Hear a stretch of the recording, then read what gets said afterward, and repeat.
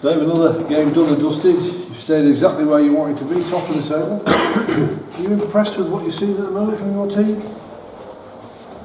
I think the short answer is yes. For the majority of the game, for the majority of the matches, there's room for improvement. I've said that the last couple of weeks and the years. It's not just me trying to be downbeat or anything. That is the truth and how I feel, how we all feel. We'll find out later on this week when I tell them. So yeah, there's room for improvement, but if you're top of the league after 13 games, then you must be doing something right, which is what we are doing. So yeah, it's pleasing, but there's always room for more. It's definitely no fluke, because of the stats are stepping up brilliantly for what your team is doing. Some sides get off to a flying start, then it quickly changes. But there has been no sign of that, because I think you've taken 17 points from being a goal behind. So it tells you what's in there. Well, there's a room for improvement, isn't it? Right, yeah. Got beer, not being a goal behind, yeah. So as much as I can say that's a real positive thing. If you're not goal behind, it's a start, isn't it? I know I'm being slightly facetious, but that's a terrific start. I'd much rather it be right in front all the time. It means we're conceding less goals. I think on Saturday we were very unfortunate to go in one down. To concede a all, really. I'm not sure Swindon deserved a goal, but that's the challenge we've faced ourselves with. And credit to the boys, they've got that character and belief that they're going to overturn deficits, and that's what they did. It was a terrific comeback, and fully deserved. That the football they played for the whole 90 minutes was top draw at times. Yes, there's little bits that we can do better in terms of in possession, certainly in that first half. I thought we were good value for the 3 points. Well, you just said about conceding the odd goals here and there, which you're trying to eradicate. You definitely know how to score goals. Yeah, so that's somewhere that we need to keep going, as opposed to necessarily have to improve upon. Yes, we'd always like to improve, but we can't be greedy, we've got to be realistic. I think somebody told me only Man City and Liverpool scored more goals this year than us, which is a terrific stat. So yeah, we need to keep that going. We need to keep improving. Don't get complacent, and see where it takes us. I think when you were building this squad, there's been a few times when you used to look round at your substitutes bench and think, not quite strong enough to know which way it's going to go. Have you got a lot more confidence in what you've got now as those group of players who sit on the bench? Because there's been 4 or 5 of them this season already have come on and made a massive difference to the team. How do you feel about what you've got there? You only have to look at James Jones' impact last week at Carlisle. He changed the course of the game. Him and Callum on Saturday, we were already on top, so they had less of an impact in the sense that momentum shift.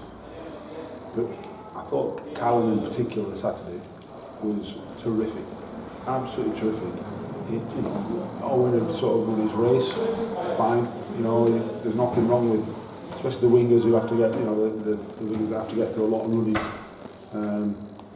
and a lot of sort of high intensity running. That does saturate you quicker than, somebody who just runs around on a steady pace, if you like. And there's no shame in that. But I thought when Callum come on, he didn't half ask plenty of other different questions, and he was only on for 10 minutes plus injury time, 15 minutes or something all in. But I thought he didn't half help create more momentum, which is what you want from your subs, when you put them on. And obviously against extra tune comes on and scores, so it's important. I said to him all after the game, keep pushing. Because there's every chance you're going to start games of football soon. Holly Langston, when he came on, was fine. You know, he's had very little football the last 2 weeks. You know, he did a short back pass early in the first half. Then he didn't make a mistake after that. He didn't. You know, he didn't concede a goal.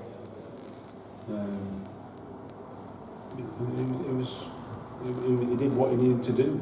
You know, there's plenty of defenders we come up against and people go, oh, he's a good defender. He won't be right for us. Because we can't pass the ball. That's all he can. Once he can, Eddie can. And we've got others as well, you know, that will as well. So I thought all the subs made a significant contribution on Saturday, and that's what we've got to have. That's what we've got to have. Just talking of, you mentioned Lancashire, he's not had too much football. He got on quite a long time at the weekend. You unfortunately lost Nicky Hunt. You had a bit of a niggle here and there with Daniel Powell. You could do without them. There are 3 players that are going to feature. What's the update on them for the week? Well, tomorrow might come a bit too soon for 1 or 2 of them, but then we'll see how we get on.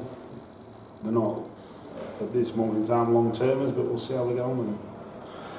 If it happens that way, opportunities again. You know, Travis Johnson-Kane against Mansfield didn't make the squad at the weekend. Rio made the squad. You sort of changing around with that, but you've got a chance. You give the youngsters a chance, and again, if that happens, you wouldn't be too worried about that. No, that's what we have to do at this football club. That's what I have to do as a manager. Whilst there may be certain positions that are fairly settled in the first team, if you like, there's certainly opportunities for plenty. And what you can't forget is to develop the others. Because when you need them, you're going to need them. And if you've neglected them, well then when you need them, they're not going to be ready, and it's not their fault. So you've got to give them opportunities when opportunities present themselves, and that's what we've tried to do. You know, I'm not sure many people would say Aston Villa at home is an opportunity, but that's what we see it as. You know, Mansfield away, it's not an easy place to go. Opportunity. So yeah, we'll keep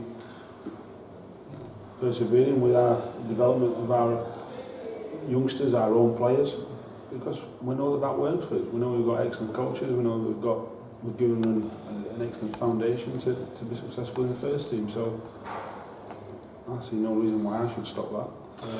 And we're going to make sure that keeps going. You're top of the league because you're the best team at the moment and you're consistently playing well. That's something that you want to keep going. I think it proved at the weekend that you can quickly see different results. Your former club had an excellent result against Colchester, a surprise one. I suppose that's a little thing that you stock in your brain and think, I can just drop that to the players now and then, to just be careful. Of course. Yeah. Well, League 2 can throw up that. Anyone can beat anyone on the day. Certainly if you're not at it. Well, you've got to make sure you're at it. We've been at it in every game. I've said we've lost some of them. We've been at it every game, and we've got to make sure that remains for another 33 games. What do you make of Colchester? You would have done your homework. Are they still footballing, or have they changed a little bit? I've seen Newblay and Robinson are the strikers, or they were the strikers. Who knows what they'll be? They tend to switch between 2 different formations. One they used last year, one they brought in this year. John's obviously seen that as maybe the thought that they might have been a bit one-dimensional last year, and if somebody worked them out, they couldn't change. So we've got a couple of different formations. Some of the same personnel. They lost quite a few players in the summer. Lost the goalkeeper, centre half, the right wing back. Schmodix obviously went to Bristol City. So they've lost a few players, and they're rebuilding again. But I don't know where they're on the league, mid-table, 10, 9, something like that. They're still a good team, and they're still dangerous. They've certainly got some strengths, but we also know they've got some weaknesses. Sometimes during the season, when a Tuesday night games come along, sometimes you can do with, I wish we weren't going there. I bet you're not feeling like that at the moment, are you? All your players, you can't wait. I'm sure nobody can wait now till Tuesday night. Fans as well, everybody included. Yeah, well, the more games we have at the minute, the better. There's no getting around that fact. That's what happens when you're winning games of football. It's infectious.